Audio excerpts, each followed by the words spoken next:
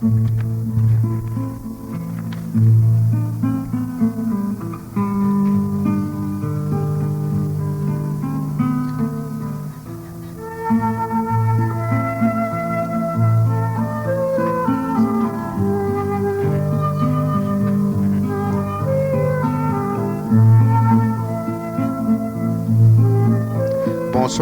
Au nom du Centre de l'Universalité, je vous souhaite la bienvenue à cette conférence du 8 juin 1984, conférence intitulée « Les 7 freins de l'évolution » avec Daniel Kemp.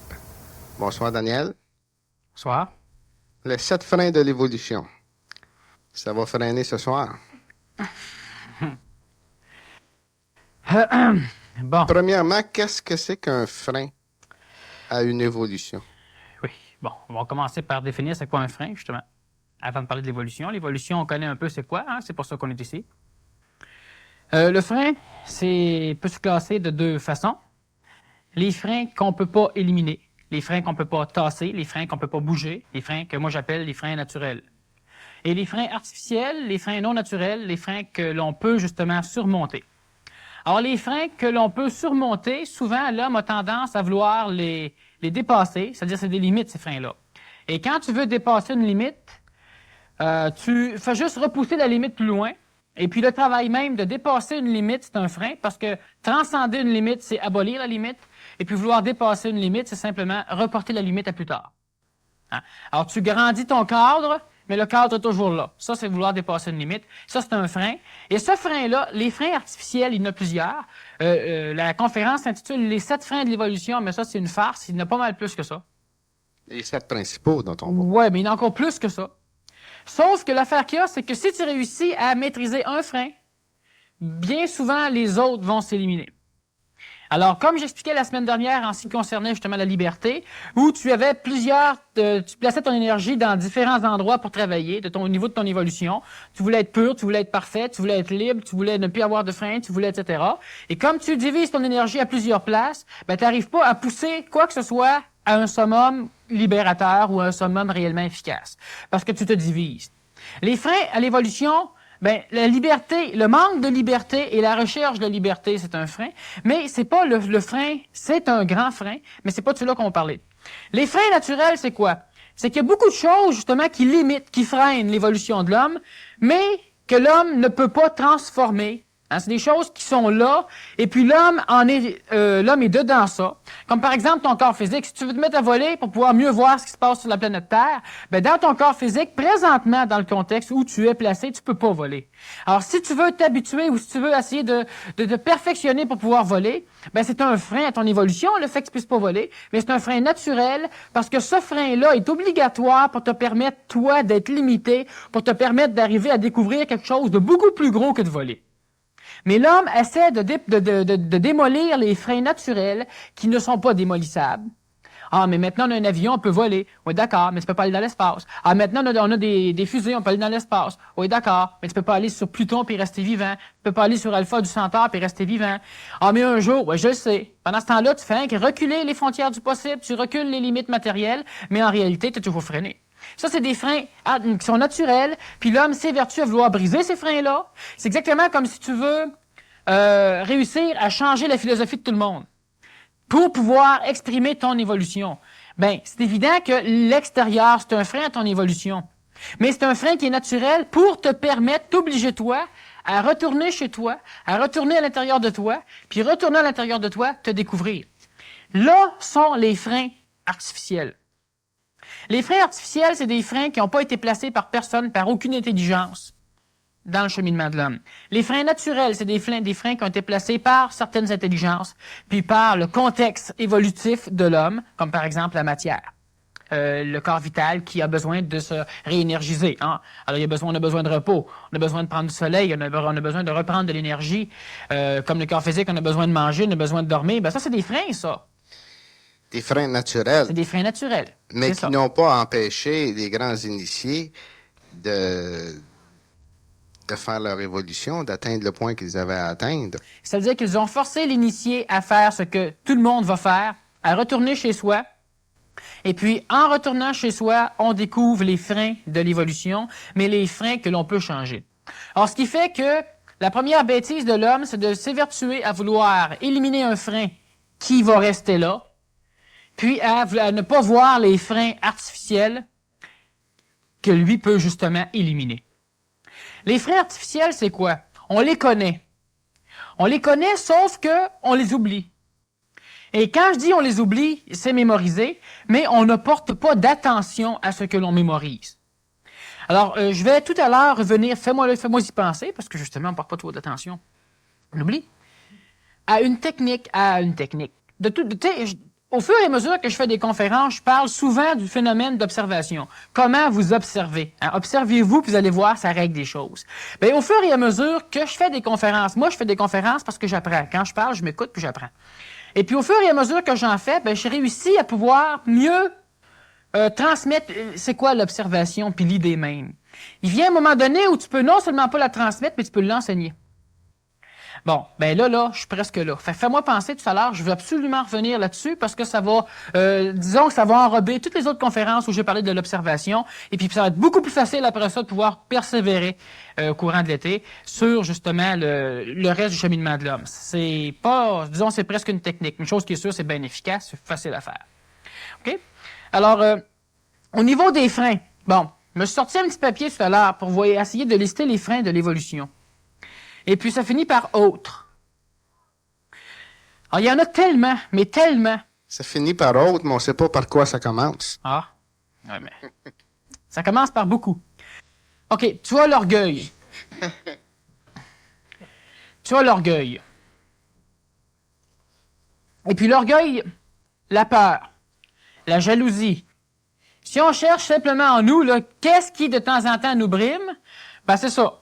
On a la colère. Mais la colère se divise en deux. Il y a une colère qui est purificatrice, une colère qui, disons, qui est juste, une colère qui va vous libérer de certaines manipulations, mais il y a une colère qui est typique, qui est une expression parfaite du manipulateur, donc de votre psychologie émotive. Alors, il y a deux sortes de colère. Alors, on a ici, j'ai mis l'avarice. Oui, l'avarice, c'est assez important. Pas l'avarice matérielle, ça, c'est une farce. C'est-à-dire que c'est un léger frein à l'évolution, dans le sens que tous les fois que tu veux ramasser, ben, en fin de compte, tu n'as jamais assez, puis tu fais une tournée en rond. Mais l'avarice psychologique, l'avarice intellectuelle, l'avarice spirituelle, l'avarice de connaissance. Toi, tu sais des choses, puis tu veux pas en parler. Tu sais, il y a déjà quelqu'un qui a dit que si tu allumais une lumière, c'était pas pour la mettre, pour aller la cacher en dessous du plancher, c'était pour la mettre sur la table de la cuisine pour que ça éclaire toute la pièce. Il y a un danger de faire ça. C'est quand tu fais ça, tu deviens un miroir pour les autres, puis les autres ne pouvant pas se voir dans le miroir ont deux solutions, détruire le miroir ou se détruire ou changer. Bon, mais se détruire et changer, c'est la même chose. Toi qui peux pas voir le miroir, si tu changes, tu te détruis. Tu t'améliores, mais t'es plus là. Alors, ce qui arrive, c'est qu'il y a un certain danger, c'est évident, mais tu dois absolument communiquer parce que par la communication, tu arrives à clarifier tes idées, tu arrives à parfaire tes connaissances. Parce que veux pas, à un moment donné, en parlant, vous allez apprendre. Puis c'est pas l'apanage de certaines personnes. Présentement, ça se trouve peut-être que oui, mais c'est pas une chose qui va être comme ça tout le temps. L'homme a le langage, et le langage, dans l'ère du Verseau, ça va être la base qui va aider, qui va transformer, justement, notre conscience. La mutation psychologique, la psychomutation, elle est commencée et elle va se parfaire si l'homme et la femme communiquent. Communiquer avec un arbre, avec une enregistreuse, sur un papier, écrivez des livres, parler avec du monde, mais une chose qui est sûre, c'est qu'il faut le faire. Alors, l'avarice même, donc, vouloir garder pour soi et surtout vouloir en ramasser, puis en ramasser, puis en ramasser. Quand on parle de l'avare monétaire, lui, il ramasse de l'argent puis il dépense pas. Alors, il n'y a rien de plus maudit sur la Terre qu'un individu qui ramasse, mais qui ne se sert pas de l'énergie qu'il ramasse. Puis l'argent, c'est une énergie. Vous gaspillez de l'énergie, c'est-à-dire vous dépensez de l'énergie, et ça vous revient en amis, ça vous revient en argent, ça vous revient en n'importe quoi, mais c'est une énergie. Puis quand on émet de l'énergie nous revient. Mais si l'énergie qui nous revient, on l'emmagasine, ben, il vient un moment donné où on n'a plus rien. Dernièrement, justement, Jacques, tu me parlais d'une histoire, puis je veux revenir dessus, c'était pas mal bonne. C'est une compagnie qui déposait 36 400 $. 84 600. Ah, 84 600 $. Parce que c'est dans son compte en banque à lui qui a déposé ça, fait qu'il le sait. Alors, tous les jours, il y a une compagnie qui déposait 84 600 $ dans son compte en banque. Et le soir, elle retirait tout ce qui restait dedans. Alors, Jacques devait donc dépenser au cours de la journée le maximum qu'il pouvait parce que, rendu vers le soir, on lui retirait ça. Et le lendemain, on remettait 84 600 $ et comme ça tous les jours. Alors, si on est intelligent, qu'est-ce qu'on fait? Ben, quand on a l'argent en banque, on la prend et on va tout de suite la déposer dans un autre compte. Ce qui fait comme ça, ben, j'ai plus rien en banque, j'ai 86 000 dans mon autre compte, puis jour sur jour, j'additionne. Ou on l'utilise. Puis j'additionne. Ou on l'utilise. Mais si j'utilise pas tout mon 86 400 ben, le reste m'est ôté. Alors, le monde, qu'est-ce qu'ils font? Quand ils ont une aubaine comme ça, la compagnie a fait des tests, puis le monde, ce qu'ils faisait, prenait l'argent, puis elle la mettre dans un autre compte, comme ça, ben, ils accumulaient leur argent. Puis, c'est un article, hein? Puis l'article finit avec, maintenant, si vous savez un jour, vous découvrez un jour que ces dollars-là, c'est en réalité des secondes. Puis c'est votre vie. Ben oui, c'est ça. Tu fais tout pour vivre plus tard. Puis pendant ce temps-là, tu fais quoi? Puis les secondes t'accumulent pour plus tard, tu ne pourras pas les vivre, hein, parce que tu vas vivre ceux qui vont être là. Tu n'auras pas le choix. L'avarice, puis ça, c'est important parce que beaucoup de choses qu'on fait, la grande majorité de notre démarche présentement dans notre société, c'est toujours en vue de pouvoir vivre nos vieux jours en paix. Puis notre jeunesse, on la vit pas en paix parce qu'on l'occupe au coton à mettre de côté. C'est sûr qu'il faut être intelligent puis il faut prévoir. Mais de là à être avare dans la matière, avare au niveau de notre psychologie, avare au niveau de nos émotions, de notre rayonnement, disons, c'est pas l'émotion, le rayonnement, c'est plus que ça. Tu peux avoir l'émotion de l'amour, mais tu peux rayonner de l'amour, c'est deux choses absolument différentes. Être avare, c'est quoi? C'est perdre. C'est perdre ce qu'on a puis c'est perdre ce qu'on n'a pas. Parce que tout ce qu'on pourrait avoir qu'on n'a pas présentement, on ne l'aura jamais. Donc, c'est perdre ce qu'on n'a pas, et puis c'est perdre ce qu'on a. Ça, c'est important. L'avarice, c'est un immense frein. Là, j'ai pas le choix, je vais devoir sauter. Quand tu dis c'est un immense frein. Ça veut dire que c'est un gros frein. Oui, je comprends ça. Mais c'est drôle. Moi, je vois pas beaucoup de gens qui s'empêchent d'évoluer par rapport à l'avarice. Non. Dans les gens qui viennent ici. L'avarice psychologique, le fait que tu parles pas, le fait que tu as peur de parler. Le fait que tu veux surtout ramasser des connaissances, en ramasser, puis tu n'as pas le temps de les appliquer, tu n'as pas le temps d'y vivre, tu les mets en banque. Tu continues à ramasser des connaissances, Tu lis un livre ésotérique, t'en lis un autre. C'est comme le gars qui lit 300 000 livres. Qu'est-ce qu'il faut faire à ce moment-là pour pas être avaricieux? Faut que tu lises assez pour pouvoir te rendre compte qu'il faut plus que tu lises. C'est ça qu'il faut que tu fasses. Puis quand tu es avare, parce que c'est avare, c'est pas avaricieux. Quand tu es avare... l'important, c'est juste que le monde qui sont ici présentement ne sont pas des avares dans le sens séraphin du terme. Parce qu'ils seraient même pas ici. Quand t'es avare psychologique, t'es aussi avare sur d'autres plans. Par contre, on est un peu trop avare quand même. Tu sais, le fait que tu dises à quelqu'un que ce qu'il vient de faire, c'est correct. Ou n'importe quelle affaire que tu pourrais dire que tu ne dis pas. Pour un paquet de raisons contextuelles que toi, tu t'imagines. T'as peur des retours, fait que pour pas manger une désapprobation, ben, tu préfères rien faire. Mais sur 15 personnes que tu aurais parlé, tu aurais peut-être eu une désapprobation, puis 14 approbations. Alors, mais tu as quand même peur. Ça, c'est de l'avarice. L'avarice de connaissance avec tu ne prends pas le temps d'expliquer à quelqu'un qui te pose une question ce qu'il veut savoir. Parce que tu veux pas prendre le temps de le faire. C'est ça, être avare. Mais quand quelqu'un te pose une question à toi, puis ça, c'est un des mécanismes de l'évolution. Quand on te pose une question, c'est pour que toi, tu l'apprennes. Puis toi, si tu réponds, tu vas l'apprendre. L'autre va peut-être l'apprendre avec, peut-être qu'il comprendra fichement rien, mais ça n'a aucune importance. Si toi, tu es placé quelque part, puis qu'il y a quelqu'un qui vient te poser une question, ou que toi, tu te poses une question, ben réponds. Si tu peux pas répondre, réponds que tu peux pas répondre, mais sois sincère. Si c'est rien que parce que tu veux pas perdre le temps, toi, tu dis, tu appelles ça perdre le temps parce que tu vois pas le mécanisme. Si tu sais que parce que tu veux pas perdre le temps, tu dis que tu le sais pas, t'es avare. Puis en étant avare, ben justement, tu as un mécanisme en toi qui te permet de pouvoir communiquer la parole, qui te permet de pouvoir répondre et de pouvoir apprendre. Donc, de pouvoir avancer, de pouvoir mieux comprendre. Donc, tu t'approches de la conscientisation de plus en plus globale. Mais si tu refuses, si tu es avare, ben évidemment, t'apprends pas. Si je veux pas faire de conférences, moi, puis que je fais rien, ben, veux pas, moi, mon cheminement m'oblige à devoir faire des conférences. Bon, mais notre cheminement, à tout le monde, nous oblige, je veux pas, un jour, puis quotidiennement, à devoir répondre. Être responsable, c'est ça, pouvoir répondre. Alors, être avare, ça serait la loi du moindre effort. Oui, ça serait une des lois du moindre effort. Mais c'est aussi la loi qui fait que tu veux te ramasser, puis ramasser, puis ramasser, puis ramasser, puis ramasser. C'est comme tout à l'heure, je disais, tu lis 40 000 livres pour savoir comment éduquer tes enfants, puis quand tu as tout compris, tu n'as plus d'enfants. Ils ont leurs enfants, puis leurs enfants, ils ont leurs enfants. Tu es arrière-grand-père. T'sais? Alors, c'est quoi l'avarice? Ben, c'est une forme d'avarice, ça. C'est-à-dire que tu veux continuellement ramasser des connaissances au niveau de ton évolution, mais jamais tu penses qu'il faudrait que tu les appliques, puis jamais tu penses qu'il faudrait que tu communiques. Quand tu veux pas parler avec quelqu'un parce que, ouais, ben trop basse, pas ce niveau-là. C'est quoi, ça? C'est du snobisme, c'est de l'avarice. C'est dangereux. Alors, la forme d'avarice psychologique, pourquoi je te dis que c'est un immense frein? C'est un immense frein. Le snobisme doit être un frein parce que dans les gens ésotériques, il y a beaucoup de gens snobs. Oh oui. Puis il y en a énormément. Oui. Aussitôt qu'ils commencent à penser qu'ils comprennent des choses. C'est ça, l'orgueil de savoir. On va revenir sur l'orgueil. Là, ce soir, je vais être obligé de sauter comme un singe d'un frein à l'autre. Mais à un moment donné, cet automne, on va refaire une conférence sur chacun des freins. Ben, pas sur chacun, parce qu'on ferait 15 ans de conférence, mais sur chacun des gros freins. Les principaux. Oui. Parce que sont quoi? L'orgueil? L'orgueil, la peur, la jalousie, l'idolâtrie, le karma, l'avarice, la colère, puis il y en a d'autres. Les préjugés? Oui, les préjugés, c'en est. Alors, ça en est même un qui est important. Il y en a plusieurs. Mais là, ce que je vais faire, c'est que l'orgueil, premièrement, on va commencer par l'orgueil. Pourquoi par l'orgueil? Parce que l'orgueil va s'exprimer sous différents visages, et ces visages-là, ce sont des freins à l'évolution. Parce que si tu es gêné, la gêne, c'est quoi la gêne? Ben, la gêne, c'est de l'orgueil. La gêne, c'est quoi? C'est le fait que tu veux pas, par exemple, venir ici pour parler, parce que si tu manques ton coup, le monde va rire.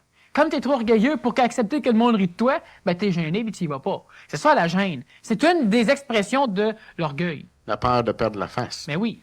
Alors tu vois, tu as tellement d'expressions de l'orgueil. L'orgueil, c'est quoi l'orgueil? C'est la force maîtresse c'est vraiment la force forte de l'expression de l'ego. C'est ça l'orgueil. Je suis. Donc vous n'êtes pas. C'est la devise de l'orgueil, de l'ego. Tout pour moi, rien pour les autres. Hein? Alors, ce qui arrive, c'est que l'orgueil, si tu réussis à voir l'orgueil, tu réussis à éliminer l'orgueil, ben fais-moi confiance que tout le reste est parti avec. Quand tu vas arriver, justement, à ne plus avoir de mémoire, c'est-à-dire à plus avoir de jaillissement de mémoire incontrôlé dans ta mémoire, dans ta conscience, ben automatiquement, l'orgueil s'en va. Tu peux pas être jaloux si t'es pas orgueilleux. Tu peux pas être déçu si t'es pas orgueilleux. Tu peux pas avoir peur si t'es pas orgueilleux. Puis là, tu vas dire, ben oui, je peux avoir peur. Non. Si toi, c'est pas important pour toi, t'auras pas peur. Parce que si t'as peur que toi, tu puisses plus t'exprimer ou que tu puisses plus vivre. Bon. J'avais peur.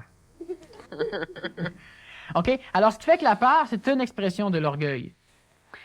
Mais l'orgueil qu'on connaît, l'orgueil qu'on entend, c'est pour ça que j'ai divisé un petit peu par après, cet orgueil-là, c'est quoi? C'est justement le fait, si je te dis, ce que tu fais là, c'est pas correct, ben automatiquement, il y a des barrières qui viennent en avant, clac. Ça, c'est l'orgueil. Puis là, tu peux pas comprendre ce que l'autre te dit, tu peux pas voir, même si l'autre, c'est un petit clin, même si l'autre, c'est un petit enfant, même si l'autre, c'est un vieillard, même si c'est n'importe qui, il a peut-être raison. Puis peut-être que lui, il ne sait pas qu'il a raison, c'est peut-être son orgueil qui le force à parler. Même si lui est complètement perdu, il a peut-être raison. Mais si toi, tu viens fermer tes portes, tu mets la vérité dehors, puis tu mets le mensonge dehors, puis tu mets tout dehors, puis l'évolution avec. Alors, ce qui fait que l'orgueil, c'est quoi? C'est ça. Tu veux faire quelque chose, puis on te dit que c'est pas correct. Mais observe ce qui se passe en toi.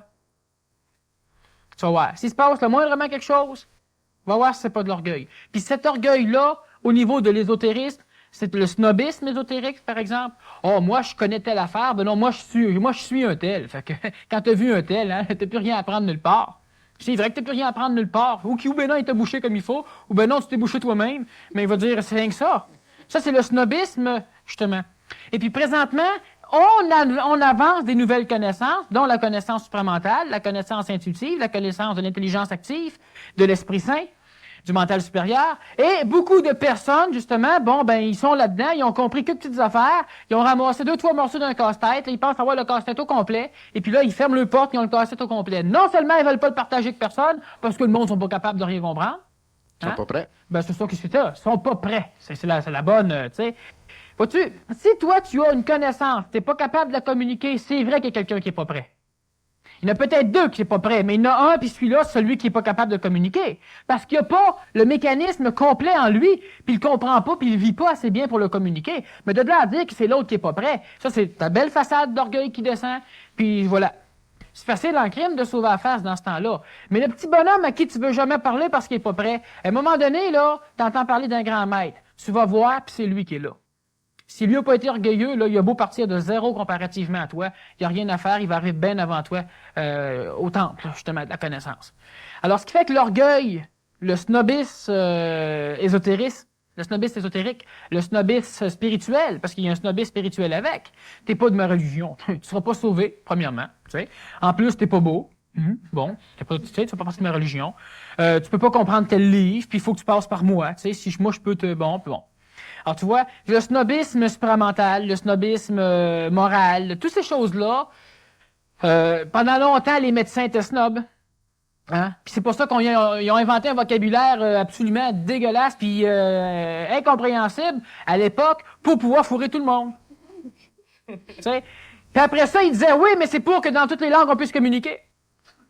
Oh ouais, je sais bien, mais il fallait que dans toutes les langues, les gars, ils travaillent pour apprendre ton langage en maudit. Parce qu'il était trop complexe. Aujourd'hui, ben là, la majorité des médecins sont plus snobs. La majorité, pas toutes, mais quand même, c'est mieux. Mais tu vois, dans n'importe quel domaine. Et puis là, si la mode tombe à l'ésotérisme, ben évidemment, le snobisme, ben, il se ramasse dans l'ésotérisme. Partout où qu'un snob peut être snob, il y va là. D'ailleurs, on a vu des gens qui n'étaient pas trop orgueilleux dans la vie normale, et puis au moment où ils ont commencé à étudier l'ésotérisme, ou qui ont fait une démarche spirituelle, ils sont devenus orgueilleux. Quand tu commences à comprendre des choses, tu penses tout de suite que tu comprends tout.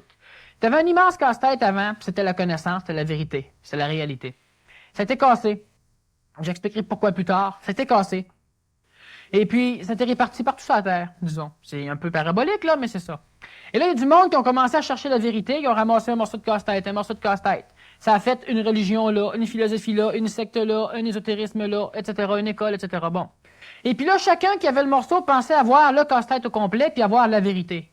Et là, bien évidemment, ils ont fait des guerres. Pour deux raisons. Le gars qui savait qu'il n'avait pas le casse-tête, mais qui était orgueilleux, voulait piquer le morceau de l'autre. Fait qu'il disait à sa gang, on est les seuls qui avons raison, puis convertissons les infidèles. Puis pillons tout ce qu'ils ont là, peut-être qu'on peut ramasser le morceau en même temps. D'autres personnes se sont dit, faisons l'union, par exemple, entre différentes religions, etc. Mais qui refuse de faire l'union? Les chefs, parce qu'ils sont placés là, puis dans leur enveloppe d'orgueil et de snobisme, ils ont le pouvoir. Le pouvoir, c'est de l'orgueil. Ils sont avares, justement, de ces choses-là, puis ils veulent pas le partager. À un moment donné, on a voulu faire, puis il y a plusieurs personnes, puis ça c'est nouveau dans la psychologie québécoise, et même mondiale. On a voulu organiser l'Alliance universelle du Millénium. Et ça, c'était quoi? C'était simplement la réunion de toutes les organisations qui étaient au moins au Québec. Les écoles de yoga, les fraternités, les écoles d'ésotérisme, les religions, les écoles de morale, tous ceux qui disent travailler pour le bien-être de l'humanité, ou de l'homme du moins. On les réunit tous autour d'une grande table dans un grand salon. Et puis là, on discute. On se dit qu'on réunit une ou deux personnes représentantes, les rosicruciens, les francs-maçons, etc. Et puis là, on discute de c'est quoi le problème majeur de notre société présentement qui freine l'évolution, disons, de la masse. Une fois qu'on arrive à une solution, ben là, on dit, toi, là, tel ordre, vous êtes riche. Bon, fait que pouvez-vous donner 10 000, toi 5 000, toi 2 000, toi 500, toi 3 000, toi 150 000, etc. Et puis avec tout ça, sous le nom Alliance universelle du Millénium, c'est-à-dire AUM, ben là, on peut faire une action pour essayer d'enrayer ce frein-là.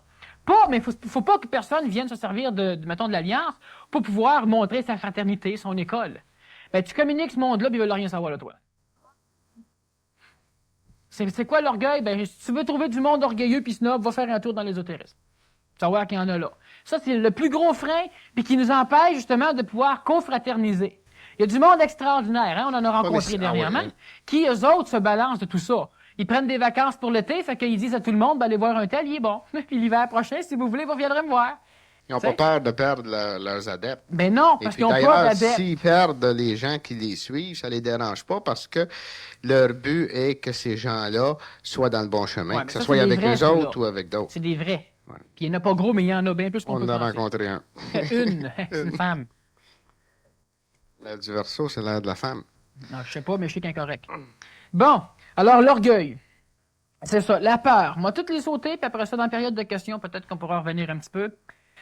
Il y en a beaucoup. Pourquoi je veux les sauter? C'est qu'il y a certains freins, sans doute, qui vont accrocher plus certaines personnes. OK. Avant de passer à la peur, Daniel, on sait que l'orgueil est probablement le principal frein de tous les freins qui peuvent nuire à l'individu qui veut évoluer. Si tu n'as pas d'orgueil, les autres... Est-ce que tu as une technique? Est-ce que tu peux recommander quelque chose pour contrôler cet orgueil. Parce que ça ne veut pas la contrôler parce que ça ne se contrôle pas, mais pour l'annuler. Oui. Je peux suggérer quelque chose qui va avoir l'air ce que ça aura de l'air, mais si quelqu'un se sent légèrement orgueilleux ou si quelqu'un pense qu'il n'est pas orgueilleux puis qu'il aimerait l'expérimenter, eh bien, dernière fin de semaine du mois de juin, je donne un séminaire intensif de fin de semaine ici.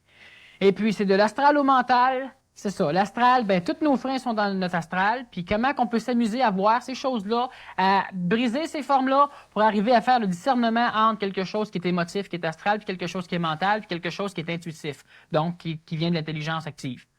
Et puis, ben, c'est la meilleure place parce que moi, ce que je pourrais suggérer, c'est que dans la vie, arrange-toi pour te faire, envoyer promener souvent. Puis là, observe-toi. Tu vas voir. Puis si tu es capable de t'observer, tous les fois qu'il arrive quelque chose comme ça, tu vas découvrir c'est quoi l'orgueil, tu vas apprendre à la connaître, tu vas apprendre à cheminer avec, puis elle va disparaître complètement. Tu vas être sûr qu'elle sera plus là en toi, mais il faut peut-être des occasions pour aller vérifier si elle reste pas un petit bout. Mais si je te dis ça, ben il y a de fortes chances que si c'est dans la vie courante, que tu n'aies pas à la conscience le fait qu'il faudrait que tu t'observes. Si quelqu'un te coupe sur la rue avec son char qui vient frapper le tien, ben tu penseras pas à t'observer, là, tu vas penser peut-être à sortir et à crier. T'sais? Alors, si tu es dans un séminaire puis qu'il se passe de quoi, ben si tu commences à crier, on a un qui a dit, tu es dans un séminaire, c'est sûr que je choisis d'être ici. Ben là, automatiquement, c'est vrai, je suis niaiseux. T'sais? Mais le gars dans la rue, s'il te dit ça, moi, c'est les dieux qui m'envoient juste pour vérifier si tu as de l'orgueil. Hein? T'sais? Ben c'est ça l'affaire. Alors, ce qui fait que c'est plus facile à l'intérieur d'un cadre. Il y a eu des monastères à une certaine époque pour ça. T'sais? Il y a eu des séminaires, justement, puis des écoles pour ça. Parce qu'à l'intérieur du cadre, tu peux avancer plus vite parce que tu acceptes plus de choses. Fait que le séminaire, c'est une forme, justement, pour arriver à briser l'orgueil. Mais sinon, ben c'est l'observation. Mais elle est complexe. Pourquoi? Parce que, justement, tu vois jamais, toi, dans un événement de la vie, quelque chose pour apprendre. Tu le vois quand c'est taquin. Si quelqu'un fait juste accrocher le bout du soulier, c'est pas pire. Mais si le gars te passe dessus 3 fois en une demi-heure ses pieds, ben là, tu vois plus pantoute que c'est peut-être une occasion d'apprendre. Habituellement, tu veux y montrer de quoi? Habituellement, les gens s'aperçoivent qu'ils ont posé un geste orgueilleux ou une parole orgueilleuse 2 semaines après que c'est fait. C'est ça. Là, ils se culpabilisent. Puis là, ils se foirent encore plus. Mais la culpabilité, c'est un frein, mais ça a rapport à les peurs. Mais c'est ça. OK, nous sommes rendus aux peurs? Ouais. Bon. Alors, la peur. J'ai déjà dit que la peur, c'était le parti étendu universellement restrictif. C'est un parti politique qui s'est installé sur la Terre à un moment donné. P-E-U-R. Parti étendu universellement restrictif. Ouais, c'est vrai que c'est étendu, hein, ça couvre, c'est universellement restrictif parce que n'importe qui a peur, là, il a beau dire que c'est de la prudence, pas de la prudence. Être prudent puis être pissou, c'est 2 affaires bien différentes. Hein? Alors, être prudent puis avoir peur. Puis tu peux avoir peur de quoi? Tu peux avoir peur de toi. Mais dans toutes les expressions d'émotivité, la peur est la seule chose qui peut s'exprimer sur elle-même. Tu peux pas aimer le fait que t'aimes, mais tu peux avoir peur d'avoir peur en maudit, par exemple. Puis cette peur-là, tu la vis réellement, la peur d'avoir peur. On fait des sorties en astral. On fait des voyages astraux les fins de semaine. Et puis, il y a des personnes, justement, qui ont peur de le faire parce qu'ils ont peur qu'une fois là, ils ont peur d'avoir peur. Tu veux sortir le soir, ou ben non, on m'a t'amené voir un film d'horreur, ou ben non, on m'a t'amené quelque part où tu peux avoir peur. Mais tu vas avoir tout de suite peur d'avoir peur. Terrible. C'est la peur de l'inconnu à ce moment-là. C'est ça. Alors, la peur, c'est quoi? C'est juste l'expressivité de ton astral qui, justement, ne connaît pas. Et ne connaissant pas, bien évidemment, il veut connaître, et ne pouvant pas connaître ce qui est pas là dans le vivant présentement, tu peux pas savoir, toi, si tu vas avoir peur, si l'avion que tu vas prendre demain pour aller à Bangkok s'écrase. Tant que tu le vivras pas, tu peux pas le savoir. Tu vas peut-être avoir peur d'avoir peur, ou avoir peur de prendre l'avion, parce que tu ne pourras pas savoir comment tu vas réagir. Puis, même si tu veux savoir comment tu vas réagir, tu peux pas, t'es pas dans l'avion, mais pas en train de s'écraser. Alors, ce qui fait que devant l'impossibilité totale de tout ça, là, ben, automatiquement, tu as la peur. Mais la peur va naître de quoi fondamentalement dans l'homme? Simplement dans le fait que toi, tu as des désirs, que toi, tu désires quelque chose. Puis le désir, ça, c'est lié à l'astral, c'est assez profond. Je l'ai déjà expliqué, puis on va le réexpliquer, mais là, on va faire un petit saut. Le désir, c'est quoi? C'est que tu désires être grand.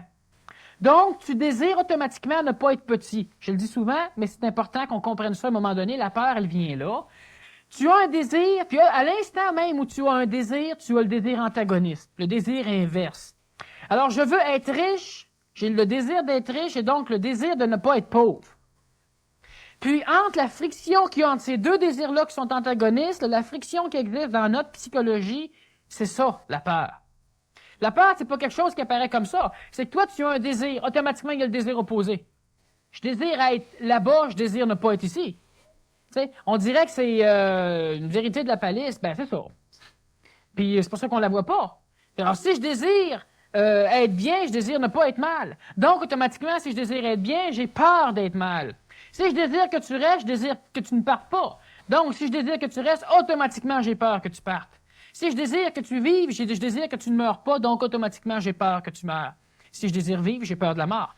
Alors, le fait même que l'homme désire, puis l'homme, présentement, c'est un homme qui désire, qui veut des choses, parce que l'homme ne voit pas son cheminement dans le présent même, puis dans le présent, le cheminement futur est compris, le cheminement passé est compris.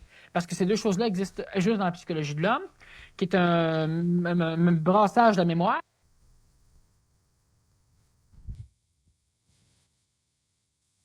Hein? L'homme désire, automatiquement. Puis en désirant, il désire l'inverse, puis en désirant, automatiquement, il a peur de l'inverse, puis en désirant, automatiquement, il a peur, puis en ayant peur, ben, il a peur. Alors, ce qui fait que tu as une peur fondamentale dans l'homme du moment que tu viens au monde. Tu as faim. Ben, tout de suite, tu veux téter. Puis tout de suite, tu as peur de ne pas pouvoir téter. Puis tout de suite, tu te mets à broyer. Bon. Puis c'est une peur qui est fondamentale, qui est même génétique dans l'homme. Alors, cette peur-là, elle est fondamentale. Elle vient au fin fond de l'homme, sauf que si l'homme n'a pas besoin de retourner dans le fin fond de sa peur pour découvrir la peur. Là, c'est ben trop épeurant, cette démarche-là. Il faut pas qu'il fasse ça. Il va rester dedans pour ad vitam aeternam. Ça, c'est le côté noir de la vie. Tu vas pas fouiller là-dedans, ça sert à rien. Qu'est-ce qu'il faut faire à ce moment-là? Dans ce temps-là, il faut justement que tu puisses voir d'où vient la peur. Alors, automatiquement, quand tu as peur, ben si tu t'observes, toujours l'observation, tout à l'heure, on va vous dire de quoi, à propos de l'observation, là. Si tu t'observes, automatiquement, tu vois ce que tu désires et ce que tu désires pas. Puis là, quand tu regardes ça, là, ben la peur est plus là.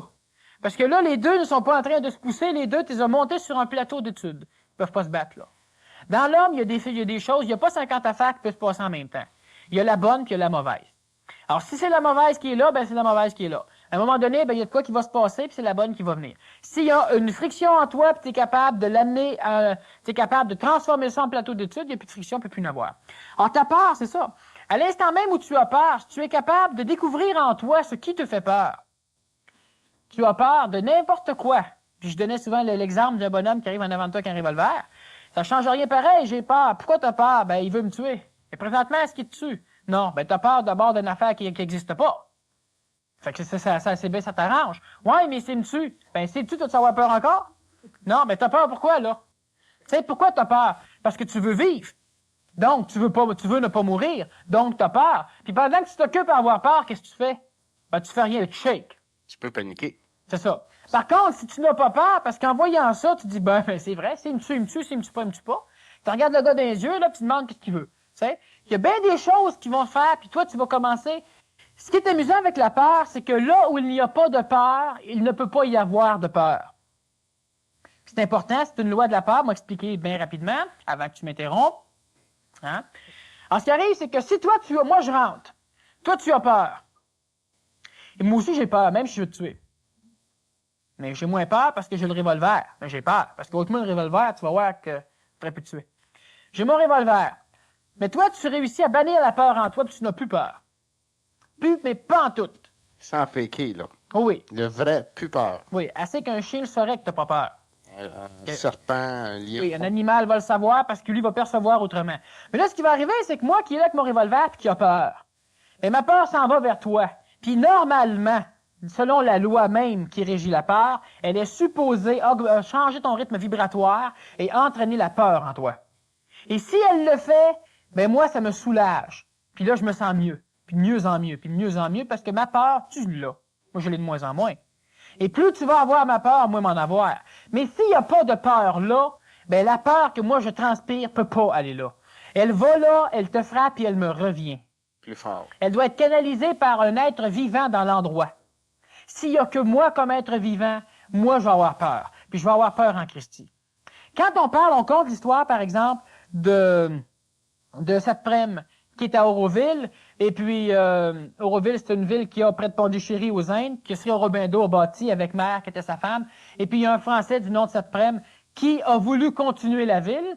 J'explique ça un petit peu pour ceux qui ne seraient pas tout à fait dans la connaissance de ça. Alors, ce qui arrive, c'est qu'à un moment donné, il y a eu des problèmes politiques, ça a viré à n'importe quoi, il y a eu du snobisme, il y a eu de l'orgueil, il y a eu toute ma petite liste avec le mot autre, qui a fait qu'une fois qu'Aurobindo est mort, une fois qu'il est mort puis que Mère est morte, c'est là que ça a tout tombé sur le derrière, même plus bas, hein.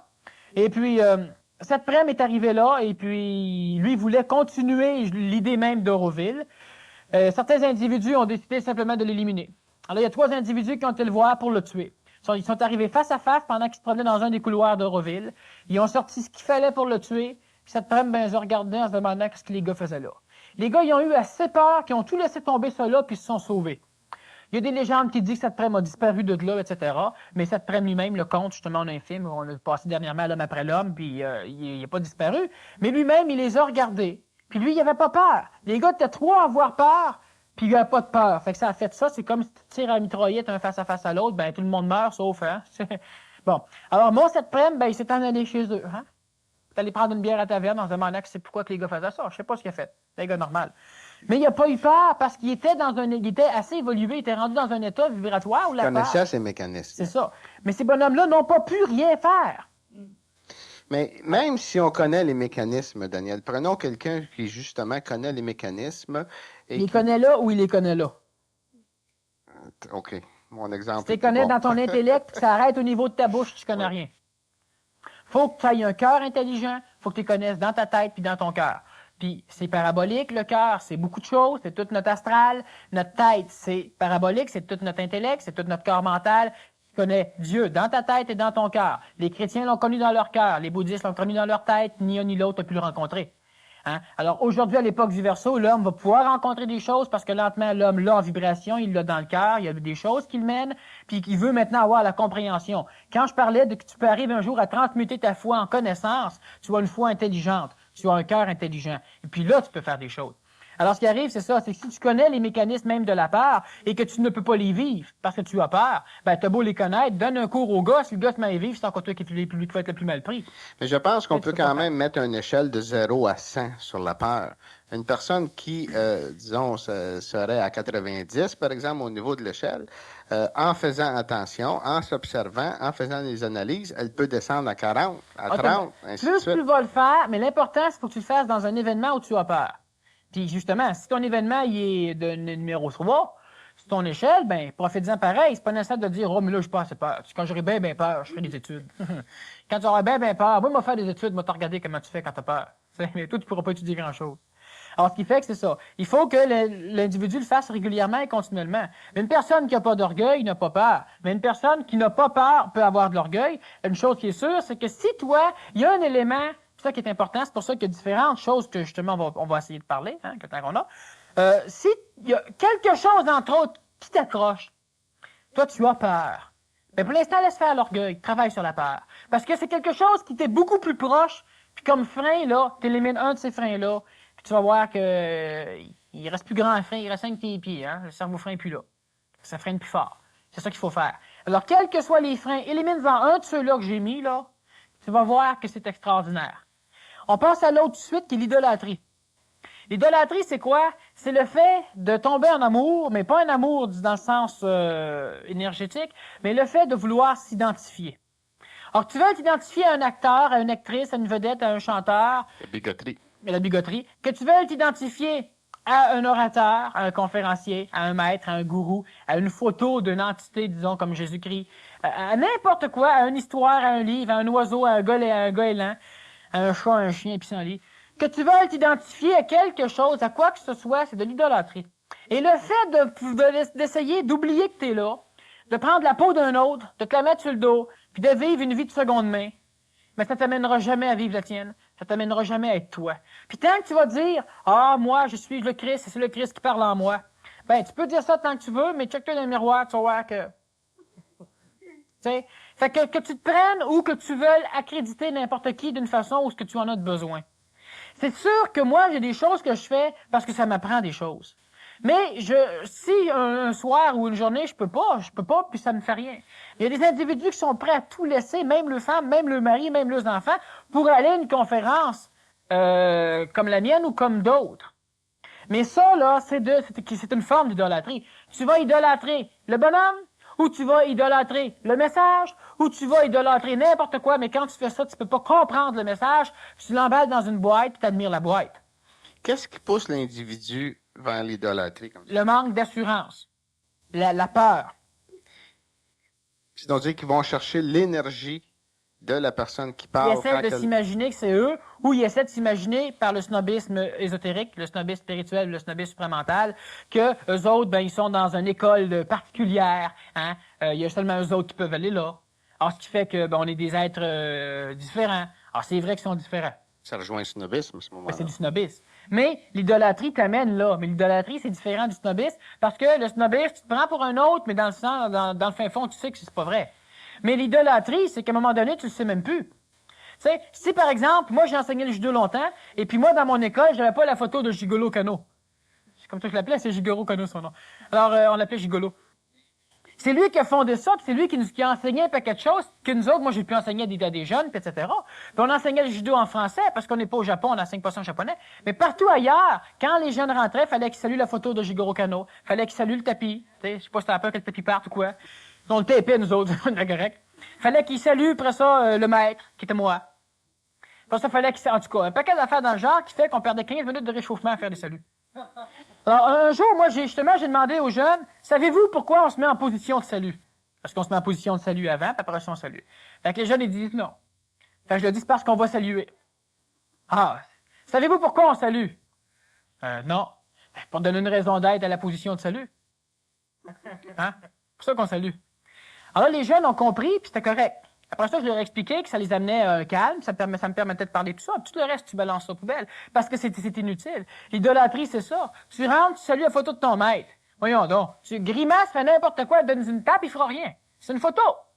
Puis tant que toi, tu t'imagines que tu dois suivre un cérémoniel, que tu dois suivre une tradition, qui est même pas née de toi, qui est même pas née de ton peuple en plus, là, ben, c'est ça, c'est de l'idolâtrie. Puis cette chose-là fait que au niveau du judo, par exemple, tu ne peux pas voir le fondement même du judo, qui est le développement de la souplesse mentale et physique, c'est la voie de la souplesse, mais qui est aussi, puis Jigoro Kano l'avait dit, c'est un sport ou un art qui devrait seulement, puis là, c'est le réel art, permettre à l'individu d'arriver à vivre libre dans un corps et dans un esprit libre.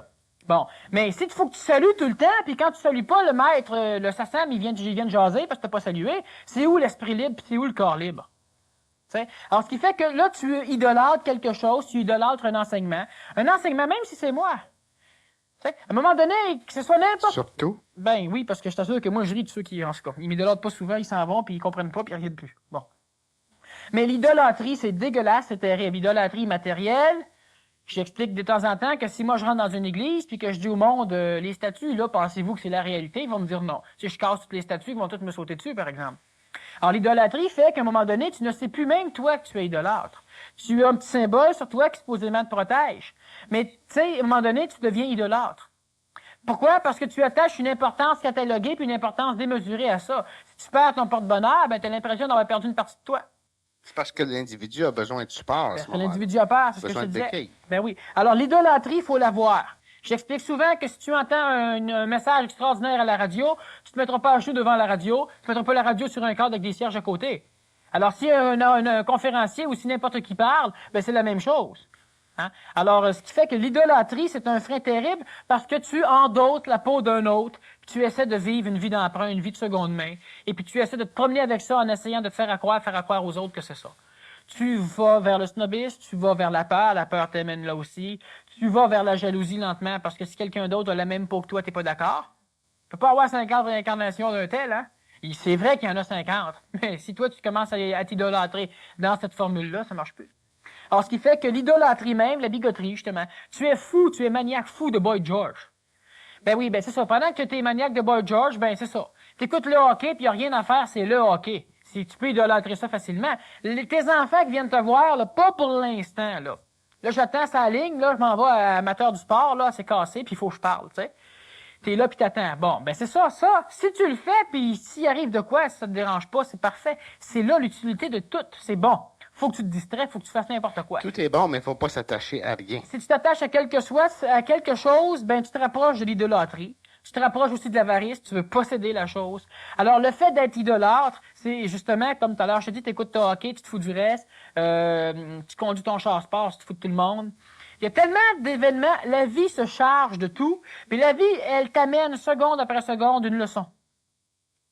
Mais qu'est-ce que tu fais avec les leçons que la vie t'amène? Ben, les seuls temps où tu pourrais voir de quoi t'es occupé à être orgueilleux, à avoir peur, à idolâtrer, à être jaloux, ou ben non, à broyer. Moi, mais vous m'en amenez pas des leçons. Pendant ce temps-là, c'est tout là à côté de toi. Pas ça que je veux, maudit, je veux de quoi où je peux apprendre. Mais toi, tu ne sais pas ce que tu as besoin d'apprendre. Alors, c'est ça. Alors, l'idolâtrie, c'en est un. Le karma. Le karma, c'est un immense frein à l'évolution. Immense. Immense, mais en même temps, c'est la chose. Tous les freins, tout à l'heure, je t'expliquais qu'ils doivent amener l'homme à arriver à se débarrasser des freins. C'est à ça que ça sert, un frein. Tu as les freins naturels. Le karma, c'est un frein naturel. C'est un frein qui est placé là, pour l'homme, parce que si l'homme n'avait pas ce frein-là, il serait tout le temps rendu dans un précipice. Puis quand l'homme réussit comme quand l'homme pense, moi j'ai réussi à briser la loi du karma, ben il tombe dans un précipice. Puis ça aussi, c'est le karma. Alors, tu brises pas la loi du karma comme ça. Tu peux arriver à la transcender. Tu la transcendes comment? Ben, en transcendant tout ce que j'ai énuméré tout à l'heure. C'est-à-dire, en résumé, à être. Quand tu arrives à être simple, hein, ben, automatiquement, tu transcendes ces choses-là, tu les dépasses pas. Mais le karma que l'homme, le karma artificiel, le frein artificiel dans ce frein naturel-là qui est le karma, c'est le karma relatif. J'en ai parlé quand j'ai parlé des pièges du karma, conférence qu'on a faite dernièrement. Et puis, le karma relatif, c'est quoi? C'est le karma que toi, en tant qu'individu psychologique, tu t'imposes. Là, tu te rapproches de la culpabilité, mais ce karma-là, c'est celui que tu t'imposes. Ah, j'aurais pas dû faire telle affaire. Ben c'est ça, tu as payé pour. Et puis, tu commences déjà à payer pour. Puis là, quand tu as des remords de quelque chose, ben tu payes pour. C'est ton karma. Mais c'est le karma relatif. Puis c'est un frein à l'évolution, puis c'est un frein artificiel. Parce que ça, c'est un karma, c'est une forme d'énergie similaire à la loi karmique, mais qui n'a pas été amenée là par aucune intelligence, qui est amenée là par toi. Toutes les fois que toi, tu te culpabilises, toutes les fois que toi, tu fais un retour en arrière sur quelque chose, toutes les fois que tu te punis.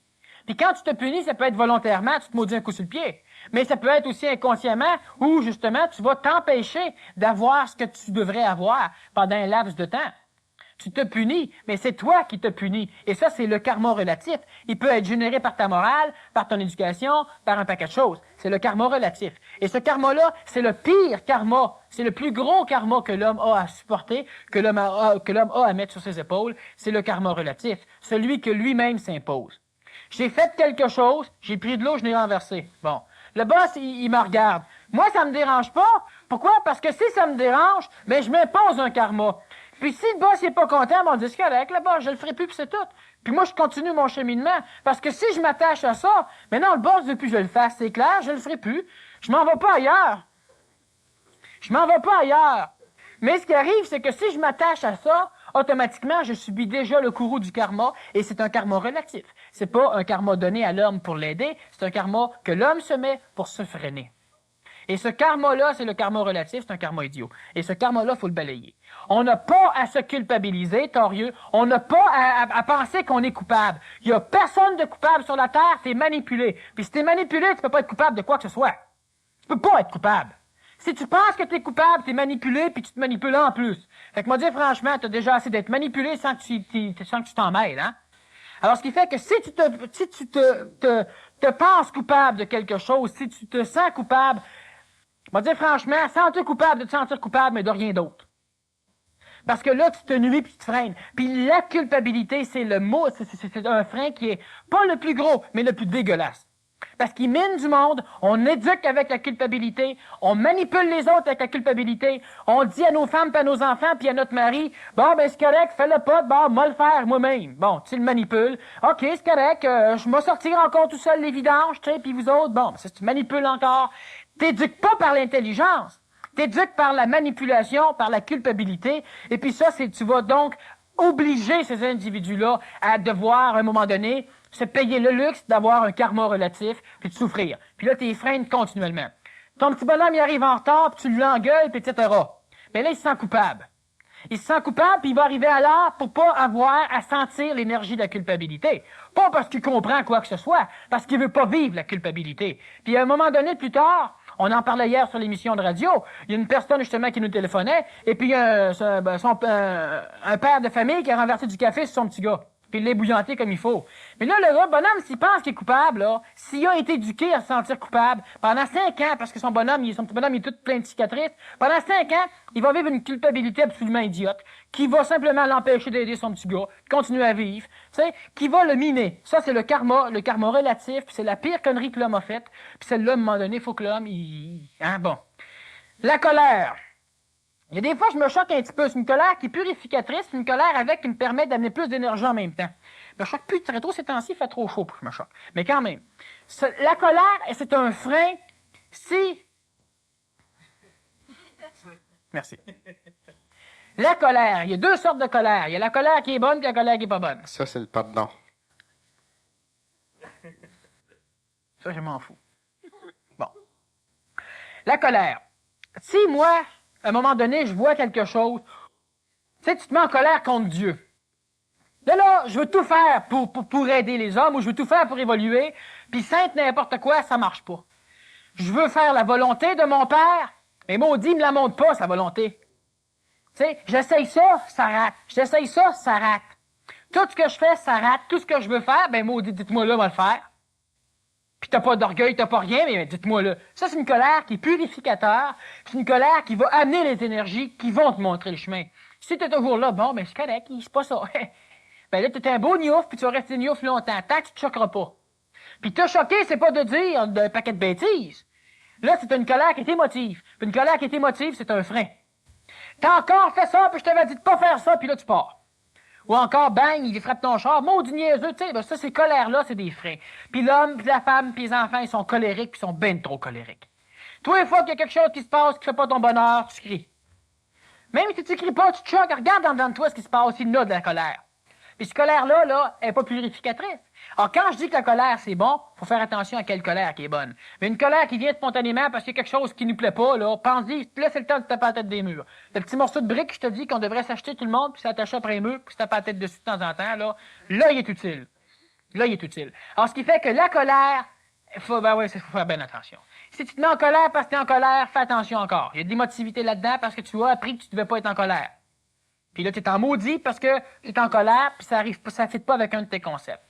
Alors, la colère, elle est de 2 ordres. Une colère qui est purificatrice, mais pas quand t'engueules quelqu'un. Quand t'engueules quelqu'un, c'est jamais purificateur. Sauf si t'es un éducateur intelligent qui fake la colère parce qu'il sait que présentement, lui, il a besoin de voir que t'es en colère. Mais t'es pas en colère. À ce moment-là, c'est une colère, c'est une forme de colère, mais il n'y a pas d'émotivité dans cette forme-là. Il n'y a pas de colère.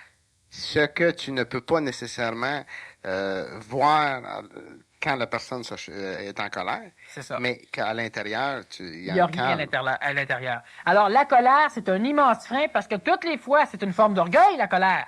Parce que tu n'as pas ce que tu veux puis tu beugles. La jalousie t'amène à la colère, mais la jalousie, c'est une forme de peur. Tu as peur de perdre, donc tu es jaloux. Hein? Alors, toi, tout à l'heure, je parlais de différentes choses. On a l'idolâtrie qui est amenée par la peur, qui peut être amenée aussi par l'orgueil, par le snobisme. On a le karma. Le karma, c'est quoi? Ben, le karma, c'est une incompréhension totale. C'est le karma relatif que je te parle. L'avarice, c'est aussi une forme de snobisme. C'est aussi une forme de peur. La peur de pas en avoir assez, tu en ramasses. Mais une chose que l'homme va apprendre, puis là, j'aurai peut-être pas le temps, mais je vais revenir avec ça à propos de l'observation. Alors, ce qui arrive, c'est que l'homme va finir par apprendre que l'homme ne doit pas être avare, qu'il doit communiquer. Parce qu'en communiquant, c'est avec lui qu'il communique. Puis l'homme, à un moment donné, va se rendre compte que chaque individu, c'est des étincelles d'un même feu. Alors, ce qui fait qu'à un moment donné, ce que tu fais à autrui, c'est à une parcelle de toi que tu le fais. Puis ça, que tu fasses quelque chose qui est en harmonie, donc que nous, bêtement, on appelle bien, ou qui est en désharmonie et que nous, on appelle mal, ben, veux pas, c'est à toi que tu fais ça. Puis quand je dis que c'est à toi, c'est bien plus à toi que tu peux penser. Donne une claque à quelqu'un, tu vas voir, c'est à toi que tu la donnes. Parce que, il va t'en redonner une. Mais dans la loi même de l'évolution, puis dans la loi du schéma global, si toi, t'es en bas, vois-tu, l'humanité a comme maximum d'évolution l'être humain le plus évolué. Et l'humanité a comme maximum d'involution l'être humain le plus involué. Puis l'humanité a comme moyenne d'évolution la masse. Alors, plus toi, tu vas aider la masse à grimper, plus toi, tu vas évoluer. Et là, c'est important, il ne faut pas que tu te lances en mission de faire ça. Si tu fais ça de même, tu es pris par l'émotivité, tu es pris par l'astral, tu es dans la spiritualité, ça te fait fourrer. Fais-le, mais fais-le pour toi. Puis là, tu es correct. En le faisant pour moi, automatiquement, les autres vont en bénéficier, mais si je le fais pour les autres, moi, j'en bénéficierai pas.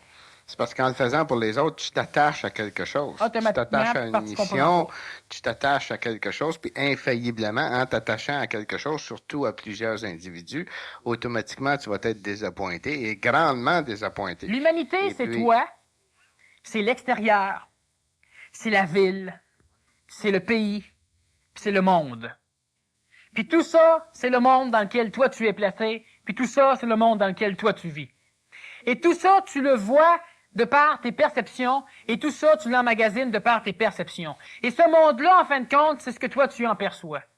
Et pour changer le monde, change tes perceptions.